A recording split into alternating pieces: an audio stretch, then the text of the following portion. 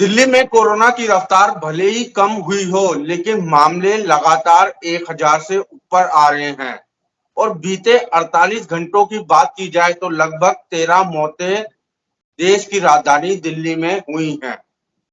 इस विषय पर चर्चा करने के लिए हमारे साथ जाने माने डॉक्टर राजीव सूद जी हैं।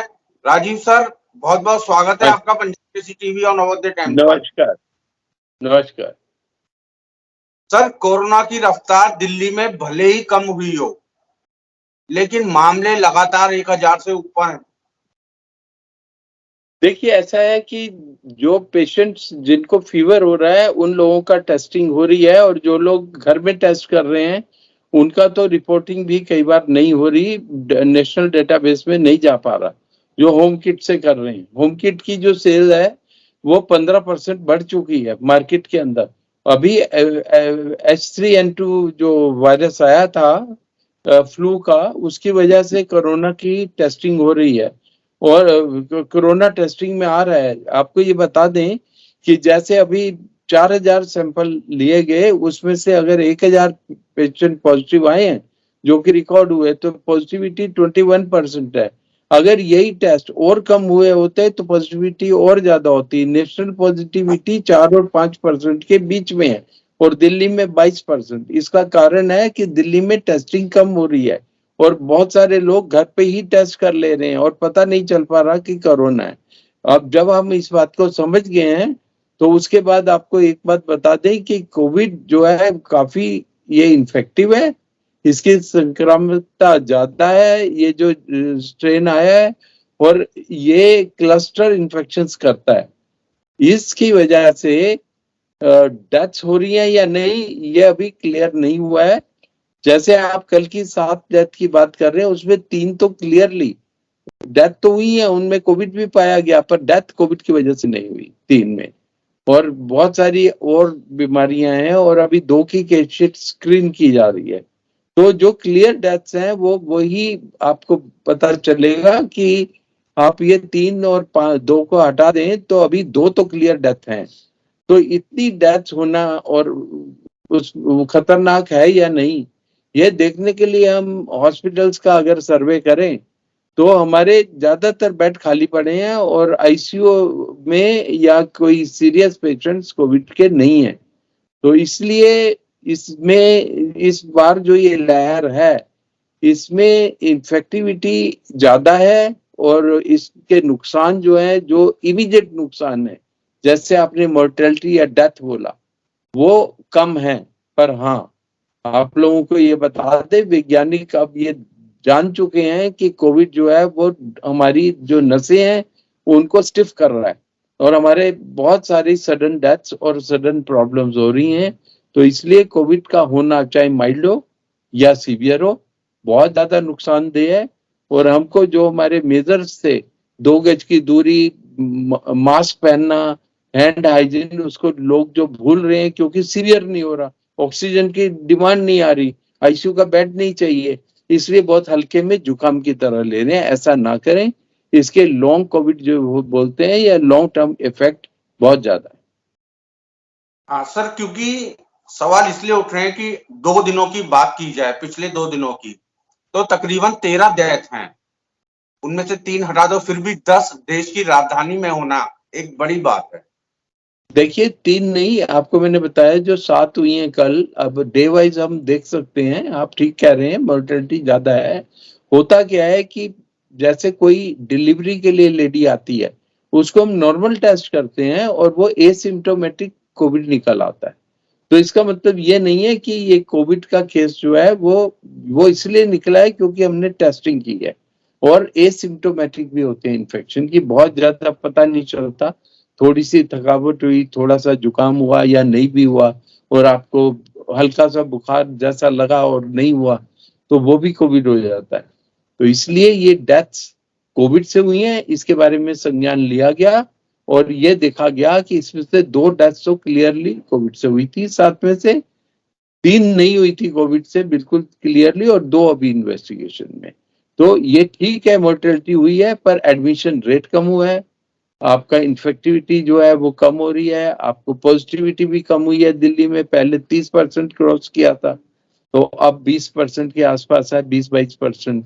पर मैंने ये बताया कि वो तो खैर कितने टेस्ट हुए उस पर डिपेंड करता है, और सारे टेस्ट, सारा कोविड रिपोर्टिंग भी नहीं हो रही। सर, डेथ कम हो रही हैं, आप जैसे विशेषज्ञों से जब बात होती है कहते हैं कि वैक्सीन एक बड़ी वजह है कि जिस कारण डेथ कम हो रही है। तो ये जो वायरस आया है ये कितना खतरनाक है, जो इस बार स्ट्रेन आया है कोरोना का? देखिए, ये भी अभी नया डाटा सामने आ रहा है कि ज्यादातर लोग जिनको बूस्टर भी लग चुका था उनको कोविड पॉजिटिव आया। तो ये एक वार्निंग इशू हो चुकी है कि ये पुरानी जो इम्यूनिटी प्रोटेक्शन दिया है उससे ये एस्केप कर रहा है, उससे बाहर जा रहा है, उनको भी इन्फेक्ट कर रहा है।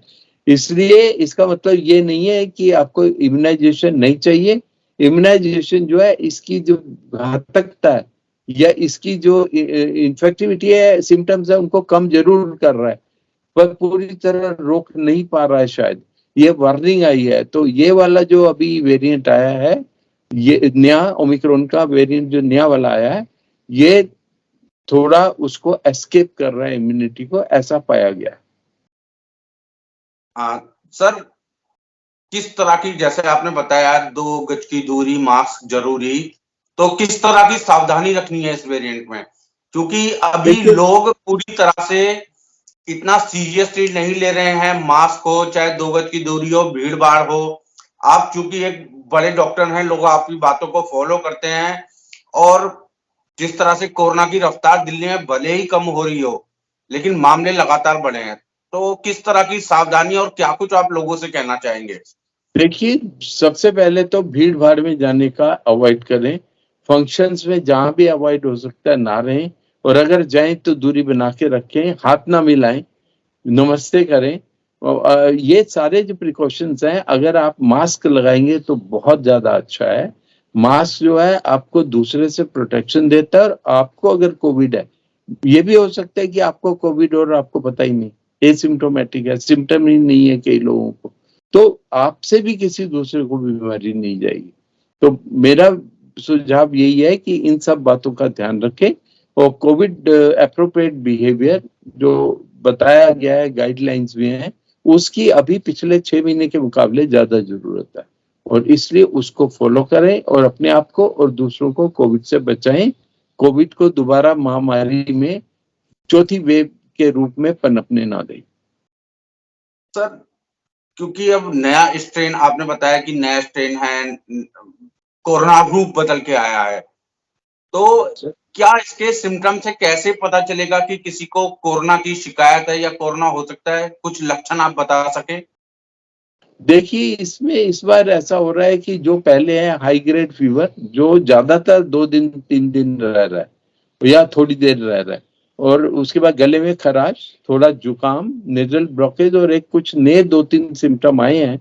एक है कि बजिंग साउंड आपके कानों के अंदर, और ये इंटरनल ईयर को भी इफेक्ट कर रहा है, या कंजंक्टिवाइटिस आंखों के अंदर, तो उसमें लाली आंखों में ये भी आ रही है, या डायरिया। ये एडिशनल जो चीजें हैं इसमें देखा गया है स्ट्रेन में।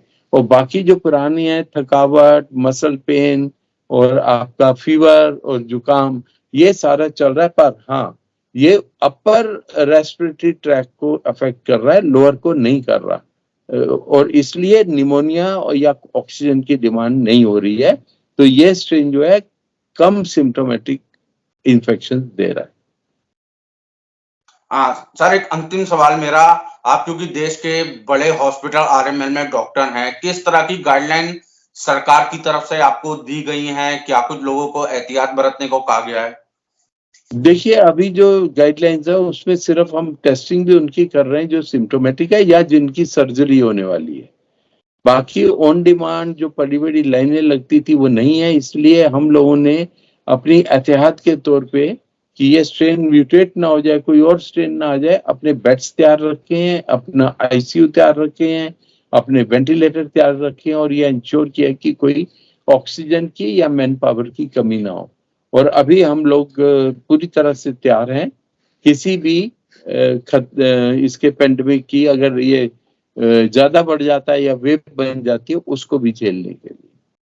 बहुत बहुत शुक्रिया सर, पंजाब केसरी टीवी और नवोदय टाइम्स से बातचीत करने के लिए। धन्यवाद।